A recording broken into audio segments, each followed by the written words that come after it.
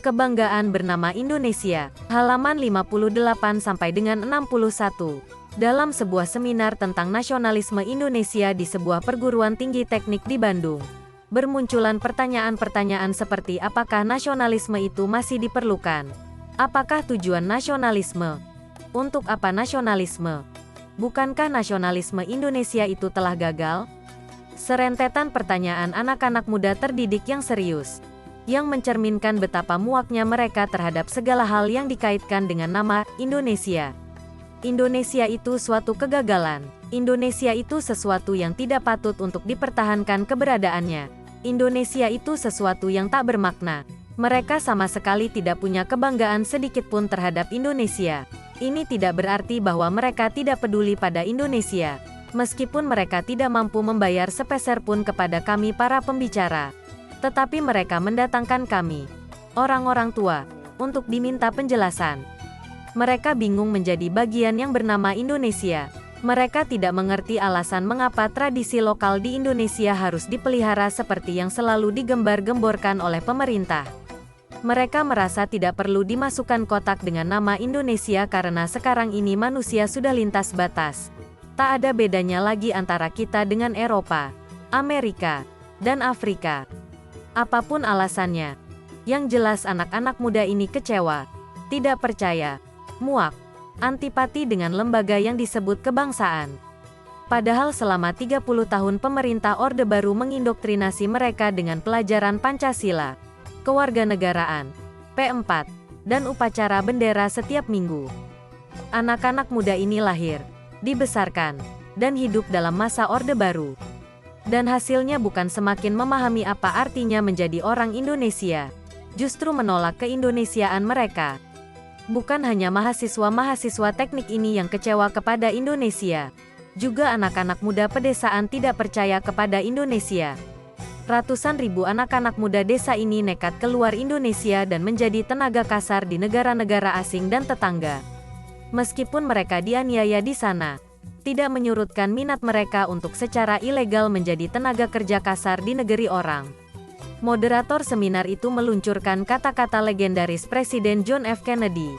Jangan bertanya apa yang dapat diberikan negara kepadamu, tetapi bertanyalah apa yang dapat kamu berikan kepada negara ini. Langsung disambar oleh peserta.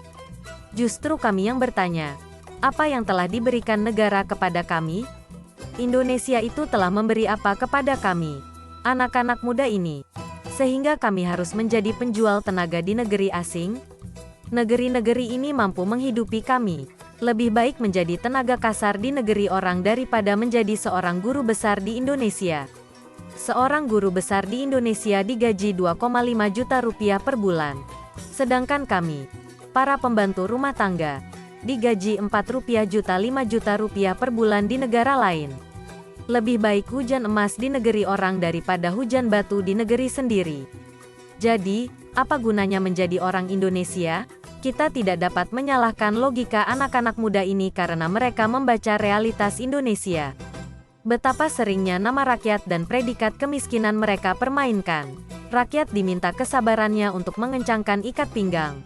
Namun mereka yang meneriakkan kata-kata ini sudah terlalu gendut perutnya sehingga mereka tak punya pinggang lagi untuk dikencangkan. Mereka mengatasnamakan wakil-wakil rakyat. Tetapi sebagai wakil rakyat kedudukan mereka lebih tinggi daripada yang diwakilinya. Rakyat sekali lagi diminta kesabarannya untuk berkorban. Tetapi apa yang telah mereka korbankan untuk rakyat? Dulu di zaman revolusi, rakyat mau berkorban dengan sukarela kepada orang-orang pemerintah karena hidup pembesar-pembesar ini tak jauh berbeda dengan rakyat. Baju mereka, rumah mereka, kendaraan mereka, kadang lebih rendah kualitasnya daripada yang dimiliki rakyat. Tetapi, tanggung jawab mereka lebih besar daripada rakyat. Keterancaman jiwa mereka lebih gawat daripada rakyat. Realitas ini membuat nasionalisme sebuah magnet.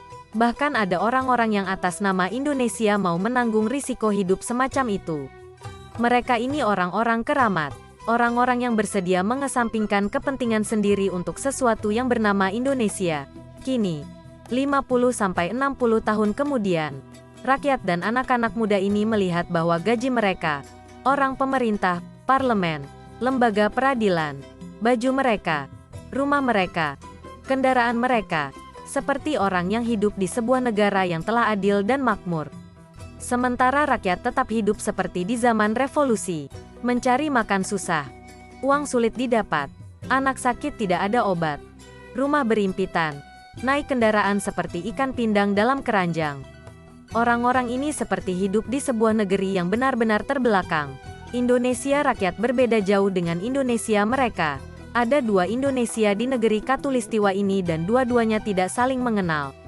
Jangan menyalahkan anak-anak muda dan rakyat kebanyakan atas sikap keindonesiaan mereka. Indonesia telah terlalu lama mengecewakan. Indonesia telah terlalu lama tidak berubah. Tetap saja ada Indonesia atas dan Indonesia bawah. Indonesia atas adalah mereka yang berhasil menduduki kursi-kursi kekuasaan atas nama rakyat. Indonesia bawah adalah mereka yang diperintah, yakni yang katanya pemilik kekuasaan yang sejati, rakyat. Tidak ada lagi kebanggaan bernama Indonesia.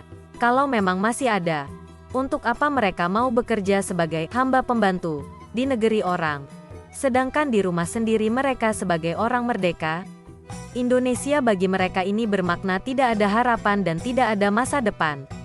Indonesia selama ini tidak mempunyai perspektif. Penyakit Indonesia ini tak dapat disembuhkan.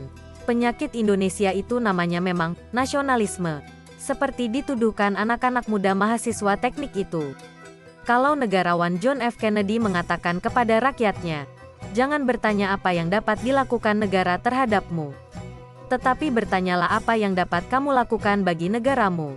Maka, negarawan, negeri ini, sengaja diberi tanda kutip karena saat ini rasanya di Indonesia tidak ada lagi negarawan sejati.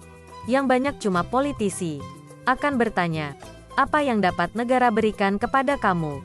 Dan jangan bertanya apa yang dapat kamu berikan kepada negara. Erosi nasionalisme justru dimulai dari yang tua-tua. Mereka mengajarkan kepada yang muda-muda sikap konsumtif, bukan sikap produktif. Hidup itu memperoleh, mengambil, menerima, menuntut, bukannya menghasilkan. Produktif, memberi, memenuhi kewajiban. Kalau bisa, nak, bekerjalah sedikit, yang ringan-ringan saja. Santailah. Tetapi hasilnya seabrek-abrek. Bekerja keras dan tidak mementingkan diri itu filsafat bodoh. Filsafat hidup yang sebenarnya itu hanya dimiliki para maling, kalau lelaki, dan pelacur, kalau perempuan. Tetapi di Indonesia ini sukar membedakan mana yang lelaki dan mana yang perempuan. Dalam sejarah Indonesia, orang-orang yang menjalankan filosofi ini hanya para raja dan bangsawan. Jadi, anak-anakku, hidupmu akan mulia kalau dapat menjadi seperti mereka.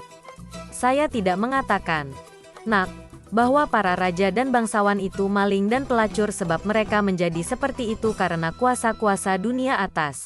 Sedangkan di zaman modern ini, raja dan bangsawan itu memperoleh mandat dari dunia bawah. Bekerja keras untuk orang lain itu salah besar, anakku. Itulah sosialis. Bekerja keras untuk diri sendiri itulah moralitas sejati.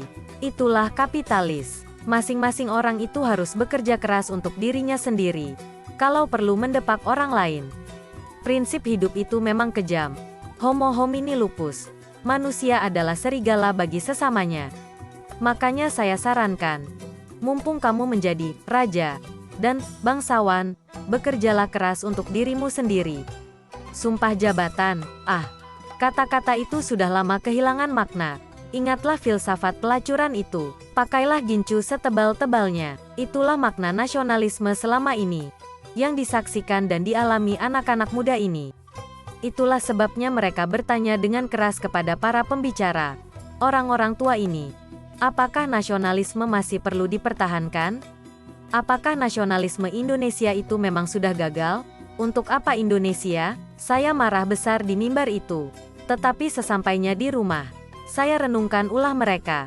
Bukankah mereka ini anak-anak seperti dalam cerita Hans Christian Andersen, Pakaian Baru Sang Kaisar? Dua orang penipu menjual pakaian tak terlihat kepada kaisar. Begitu halusnya pakaian tersebut sehingga harganya amat mahal. Ketika rakyat menyaksikan kaisar mengenakan pakaian yang tembus pandang itu, mereka tetap memuji-muji dia sebagai pakaian super mahal. Namun, anak-anak kecil tak tahan menyatakan, bahwa sang kaisar sebenarnya telanjang bulat di depan rakyatnya.